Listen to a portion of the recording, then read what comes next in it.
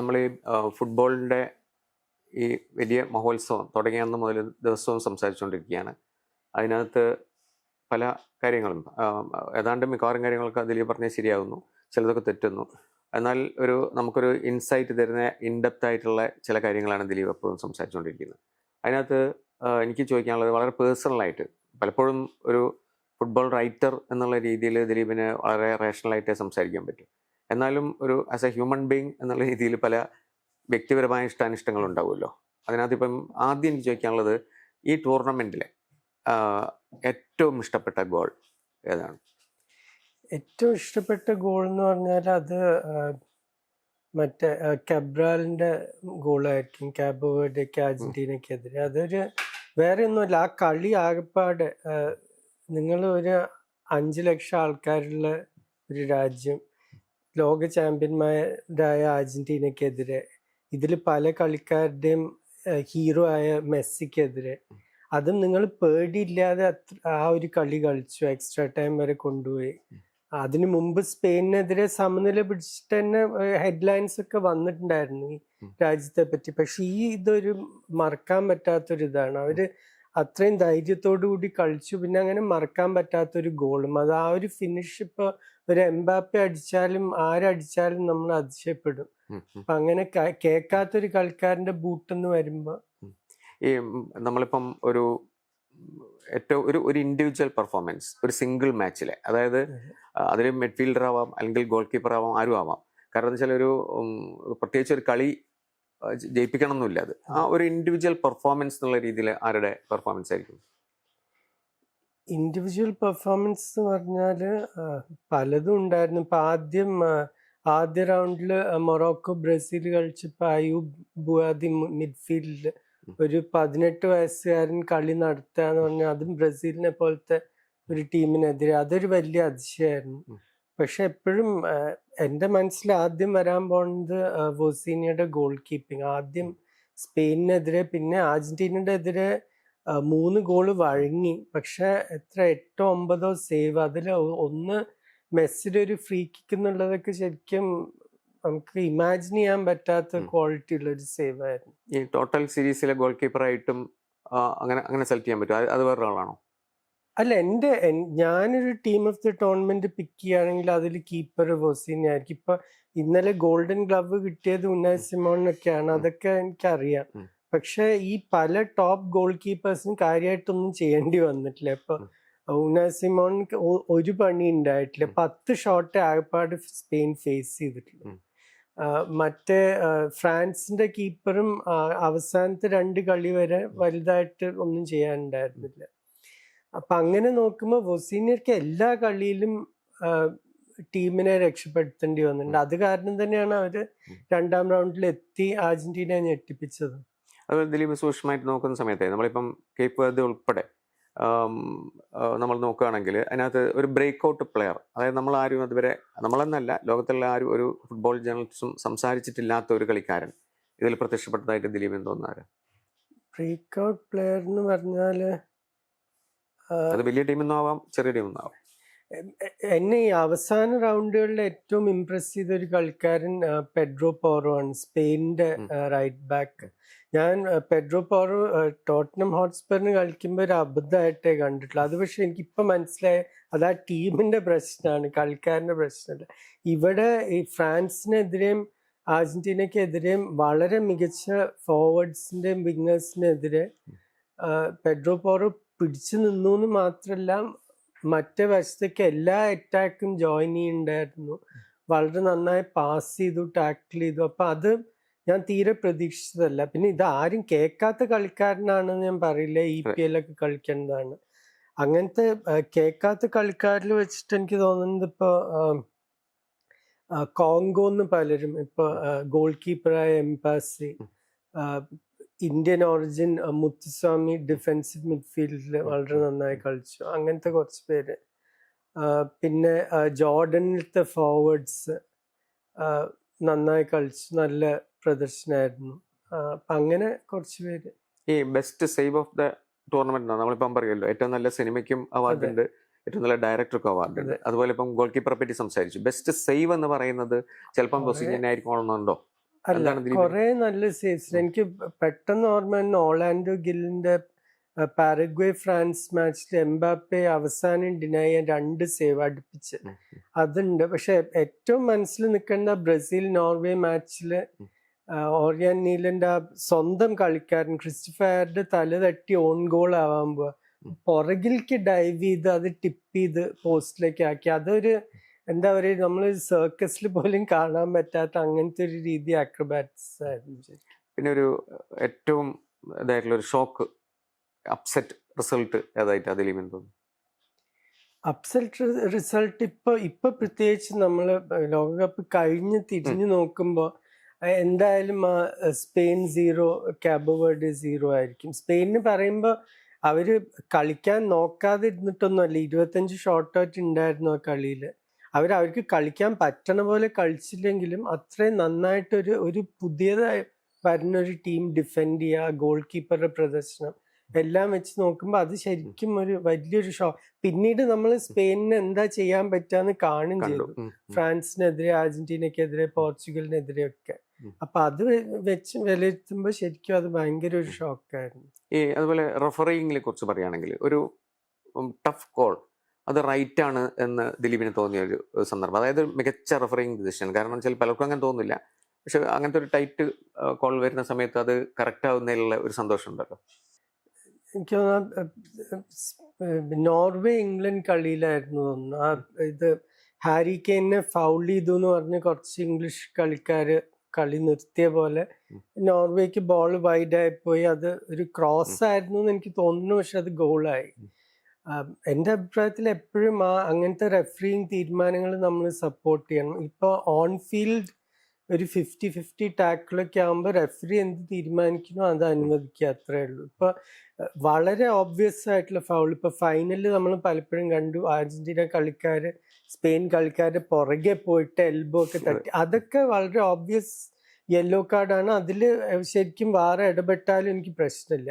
പക്ഷെ ശരിക്കുള്ള football tackle, ഇപ്പൊ സാധാരണ ഒരു ടാക്കിൾ ചെയ്യുമ്പോൾ നിങ്ങളുടെ കാല് മറ്റേ കാല് തട്ടി എന്നൊക്കെ വരും. ഇപ്പൊ ഫൈനലിൽ തന്നെ ഗോൺസാലോ മോണ്ടിയലിന്റെ ഒരു ഉഗ്രൻ ചാലഞ്ച് ഉണ്ടായിരുന്നു. എനിക്ക് തോന്നുന്നു അലക്സ് ബൈനായിരുന്നു തോന്നുന്നത്, ഓടിപ്പോവായിരുന്നു. മോണ്ടിയൽ വന്ന് സ്ലൈഡ് ചെയ്ത് ബോൾ തട്ടി മാറ്റി കൂടെ കളിക്കാരനെ എടുത്തു. അതുകൊണ്ട് പക്ഷെ കുഴപ്പമില്ല. പക്ഷെ ബോള് നിങ്ങൾ കണക്ട് ചെയ്തിട്ട് അത് നല്ല ടാക്കിളും ആയിരുന്നു. അപ്പൊ അങ്ങനത്തെ സാഹചര്യത്തിലൊന്നും വേറെ ഇടപെടാതെ റെഫറി നല്ല തീരുമാനം എടുക്കേണ്ടത് എപ്പോഴും നമ്മൾ സപ്പോർട്ട്. ഏറ്റവും ഒരു കോൺട്രവേഴ്സ്യൽ ആയിട്ട് ശരിയായില്ല എന്ന് തോന്നിയ ഒരു റഫറിംഗ് ഡിസിഷൻ അത് ദിലീപിന്? ശരിയായില്ല എന്ന് ഞാൻ പറയില്ല. ഇപ്പൊ അർജന്റീന ഈജിപ്ത് കളിയെ പറ്റി എപ്പോഴും ആൾക്കാർ ഇപ്പോഴും പറഞ്ഞുകൊണ്ടിരിക്കുകയാണ്. പക്ഷെ അത് റെഫറിയുടെ ഭാഗത്തുനിന്ന് ഒരു തെറ്റുമില്ല. റെഫറി ആ കളി അത് കണ്ടിന്യൂ ചെയ്യാൻ പറഞ്ഞ ഒരു മൂവായിരുന്നു. അത് പിന്നെ വാറ ഇടപെട്ടിട്ടാണ് അത് വലിയൊരു ചർച്ചയായി മാറുന്നത്. ഇപ്പൊ റെഫറിങ് നിലവാരം പൊതുവെ ഇപ്പൊ 1-2 റെഫറീസിന്റെ പേരെടുത്ത് പറയണം. ഇപ്പൊ എൽ സാൽവഡോർ എന്നൊരു വലിയൊരു ഫുട്ബോൾ രാജ്യമൊന്നും അല്ല, ഒരു കാലത്തും ആയിരുന്നില്ല. പക്ഷെ അവിടുന്നുള്ള ഐവൻ ബാർട്ടൺ, പിന്നെ മറ്റേ ഫ്രാൻസിന്റെ ക്ലെമന്റ് ടോപ്പാൻ, ഇവരൊക്കെ കളി ഫ്ലോ ചെയ്യാനും അനുവദിച്ചു. പക്ഷെ വേണ്ടപ്പോ സ്ട്രിക്റ്റ് ആവുകയും ചെയ്തു. പൊതുവെ എനിക്ക് റെഫറിങ് സ്റ്റാൻഡേർഡ്സിനെ പറ്റി സന്തോഷം തന്നെയാണ്. ഈ വാറ ഇടപെടൽ എങ്ങനെയെങ്കിലും അധികമാവാതെ നമ്മൾ നിർത്തണം, അത്രേ ഉള്ളൂ.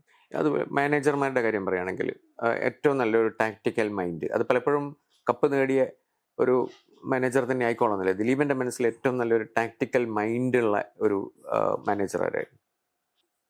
സ്പെയിൻ എന്ന് പറയാൻ വളരെ എളുപ്പമാണ്, എന്താ വെച്ചാൽ. പക്ഷെ അവരുടെ കാര്യത്തിൽ ആ ടാക്ടിക്സിൽ ഒരു മാറ്റമില്ല. ഇപ്പൊ അവര് എംബാപ്പെ കളിക്കുകയാണെങ്കിലും മെസ്സിയെ കളിക്കുകയാണെങ്കിലും ക്രിസ്ത്യാനോനെതിരെ കളിക്കുകയാണെങ്കിലും അവരവരുടെ കളി കളിക്കും. അപ്പൊ അതിലൊരു എന്താ പറയുക, ഒരു ടാക്ടിക്കൽ അഡ്ജസ്റ്റ്മെന്റ്സിന്റെ വലിയൊരു ചോദ്യം വരുന്നില്ല. ഞാൻ കണ്ട ഏറ്റവും അങ്ങനെ നോക്കുക ഒരു ടാക്ടിക്കൽ മൂവ് കാരണം ഒരു കളി മാറി എന്ന് പറയാൻ പറ്റുന്നത് ഇംഗ്ലണ്ട് അർജന്റീന കളിയിൽ അർജന്റീന വരുത്തിയ കുറച്ച് മാറ്റങ്ങൾ. അവര് ഒരു 60 മിനിറ്റ് ശരിക്കും ബുദ്ധിമുട്ടിയ ഒരു കളിയാണ്. ഇംഗ്ലണ്ട് ജയിക്കേണ്ട കളിയായിരുന്നു അവര് ഡിഫെൻസിവിൽ പോയില്ലെങ്കിൽ. പക്ഷെ വളരെയധികം അറ്റാക്കിംഗ് സബ്സ്റ്റിറ്റ്യൂഷൻസ് കൊണ്ടുവന്നിട്ട് ആ കളി അർജന്റീനയ്ക്ക് മാറ്റാൻ പറ്റി. അവർ കളിക്കുന്ന ശൈലി തന്നെ മാറ്റും ചെയ്തു. അപ്പൊ അങ്ങനത്തെ ഇൻ ഗെയിം ചേഞ്ചസ് ആണ് നമ്മൾ നോക്കുക. ഇപ്പോൾ അതേപോലെ ബ്രസീൽ ആദ്യത്തെ കളി കഴിഞ്ഞിട്ട് മൊറോക്കോനെതിരെ നിരാശപ്പെടുത്തി. പിന്നീട് പക്ഷെ മത്തായസ് കുഞ്ഞ വന്നിട്ട് അവർ ഫോർമേഷനൊക്കെ മാറ്റി. ഞാൻ പ്രതീക്ഷിച്ച പോലെ കളിച്ച ഒരു നല്ല നോർവേ ടീമിനോടാണ് തോറ്റത്. അതിലും ആ കളിയിൽ അവർക്ക് ജയിക്കാൻ ചാൻസസ് ഒക്കെ ഉണ്ടായിരുന്നു. അപ്പൊ അങ്ങനത്തെ ചില കാര്യങ്ങൾ, കളിക്കാരെ മാറ്റുക, അല്ലെങ്കിൽ സബ്സ്റ്റിറ്റ്യൂഷൻസിനെ നന്നായി യൂസ് ചെയ്യുക. പക്ഷെ ആകെപ്പാട് നോക്കിക്കഴിഞ്ഞാൽ സ്പെയിനിന്റെ ഡോമിനൻസ് വളരെ ഓബ്വിയസ് ആണ്. ഈ ഒരു ഏറ്റവും പ്രിയപ്പെട്ട ഒരു കംബാക്ക് ഗെയിം, അതായത് പിന്നെ നമ്മൾ തോറ്റുപോകുന്ന പ്രതീക്ഷ അർജന്റീനയുടെ കളിയുണ്ട്, അതുപോലെ അത് തന്നെയാണോ ദിലീപിന് ഏറ്റവും ഇഷ്ടപ്പെട്ട കംബാക്ക് ഗെയിം? ഏറ്റവും ഡ്രാമ ഉണ്ടായിരുന്നത് ആ ഈജിപ്റ്റ് അർജന്റീന കളി തന്നെ. 78 മിനിറ്റ് കഴിയുമ്പോൾ ശരിക്കും ഇവർ പുറത്ത് പോവാന്നുള്ള ഒരു രീതിയിൽ തന്നെ എല്ലാവരും കണ്ടിട്ടുണ്ടായിരുന്നു കളി. അപ്പോൾ അവിടുന്ന് തിരിച്ചു വരിക, അതും മെസ്സി ഇൻസ്പയർ ചെയ്ത ഒരു കംബാക്ക് ആണ്. പക്ഷെ ബാക്കി കളിക്കാരും ഡിഫൻഡേഴ്സ് എല്ലാവരും ബോക്സിലായിരുന്നു. അപ്പൊ അത് ആകെപ്പാടെ ഒരു ടീം എഫേർട്ട്. അവർ തോൽക്കില്ല എന്നുള്ളൊരു വാശിയോടുകൂടി കളിച്ചിട്ട് അതെങ്ങനെയോ രക്ഷപ്പെട്ട ഒരു കളിയാണ് ശരിക്കും. അതുപോലെ ഏറ്റവും ഇഷ്ടപ്പെട്ട ഒരു ഫ്രീ കിക്ക് അതാണ് ഈ ടൂർണമെന്റിൽ എല്ലാ കളികളും നോക്കിക്കഴിഞ്ഞാൽ? ഏറ്റവും നല്ല ഫ്രീ കിക്ക് എന്ന് പറഞ്ഞാൽ എൻ്റെ മനസ്സിൽ മൊറോക്കോ കാനഡ മാച്ചിൽ അവരുടെ ഒരു റുട്ടീനായിരുന്നു. ഒരു സ്ട്രേറ്റ് ഷോട്ടല്ല ഉനാഹി ഫിനിഷ് ചെയ്യുന്നത്. അതൊരു മികച്ച, നമുക്ക് കണ്ടാലറിയാം ട്രെയിനിങ് പിച്ചിൽ അവർ കുറെ പ്രാക്ടീസ് ചെയ്തൊരു മൂവാണ്. അപ്പൊ അത് നല്ലൊരു ഫ്രീ കിക്കായിരുന്നു കാണാൻ. ഒരു ഏറ്റവും നല്ല ഒരു ടീം എന്നുള്ള രീതിയിൽ ഏറ്റവും നല്ല ഡിഫെൻസീവ് പെർഫോമൻസ് ഈ ടൂർണമെന്റിൽ? അത് എന്തായാലും സ്പെയിനിനെ പറയാൻ പറ്റില്ല. 2 കളികൾ അടുപ്പിച്ച് ഫ്രാൻസിനെതിരെ അവിടെ എംബാപ്പെ, ഡെംബെലെ, ഒളീസെ, ഡൂയെ ഒക്കെയാണ്. പിന്നെ അർജന്റീനക്കെതിരെ ആൽവറസ്, മെസ്സി. ഇവർക്കൊരു ഗോളിന്റെ മണം പോലും കിട്ടിയിട്ടില്ല. ഇത്രയും മികച്ച 6 കളിക്കാർക്കെതിരെ. അതിൽ ഒരു സെന്റർ ബാക്ക് 19 വയസ്സുകാരൻ. അവൻ ഏത് ലെവലിൽ എത്തുന്ന ആലോചിക്കുമ്പോൾ എനിക്ക് പേടിയാണ്.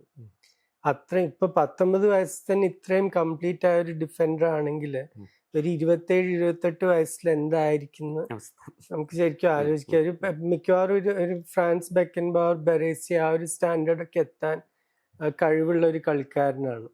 അപ്പൊ തീർച്ചയായിട്ടും ഒരു ടൂർണമെന്റിൽ 8 കളിയിൽ വെറും 1 ഗോള് വഴങ്ങുക, അതാകെ 10 ഷോട്ടേ അവർ ഫേസ് ചെയ്തിട്ടുള്ളൂ. പല ടീമുകളും ഒരു കളിയിൽ 10 ഷോട്ടിലധികം ഫേസ് ചെയ്തിട്ടുണ്ട്. അപ്പൊ അതൊരു ഭയങ്കര തന്നെയായിരുന്നു. ഈ കളിയിലെ ദിലീപ് ആദ്യം നടത്തിയ നിരീക്ഷണങ്ങളും എഴുതിയതും ഒക്കെ വെച്ച് നോക്കുകയാണെങ്കിൽ ഒരു ഏറ്റവും ഡിസപ്പോയിന്റഡ് ആയിട്ടുള്ള പെർഫോമൻസ് നടത്തിയിട്ടുള്ള ഒരു ടീം, അത് പലപ്പോഴും ബ്രസീലാവും, അല്ലെങ്കിൽ അതിനേക്കാളും ഡിസപ്പോയിന്റിങ് ആയിട്ടുള്ള ഏതെങ്കിലും? പോർച്ചുഗൽ. തീർച്ചയായിട്ടും ബ്രസീലിനെ പറ്റി എനിക്ക് അമിതമായ പ്രതീക്ഷ ഉണ്ടായിരുന്നുണ്ട്. ഒരു ക്വാർട്ടറൊക്കെ എത്തും, മാക്സിമം സെമി എത്താൻ പറ്റുന്ന ഒരു ടീം. എന്താ വെച്ചാൽ ഇതൊരു പുതിയ കോച്ചാണ്, അത് സമയമെടുക്കും അതൊക്കെ മാറി വരാൻ. പോർച്ചുഗലിന്റെ കാര്യത്തിൽ അതല്ല, അത് എങ്ങനെ നോക്കിയാലും അതൊരു സെമി ഫൈനലെങ്കിലും എത്തേണ്ട ഒരു സ്ക്വാഡായിരുന്നു. പക്ഷെ അത് അവര് ഒരു കളി വളരെ ദുർബലമായ ഒരു ഉസ്ബെക്കിസ്ഥാനെതിരെ മാത്രം 5 ഗോൾ അടിച്ച് ജയിച്ചു. ബാക്കി എല്ലാ കളിയും നിരാശപ്പെടുത്തി എന്ന് തന്നെ പറയാം. കൊളംബിയക്ക് എതിരെയൊക്കെ ശരിക്കും വളരെ ലക്കി ആയിരുന്നു തോൽക്കാതിരിക്കാൻ. ഡിയോഗോ കോസ്റ്റയുടെ സേവ്സ് കാരണം രക്ഷപ്പെട്ടതാണ്.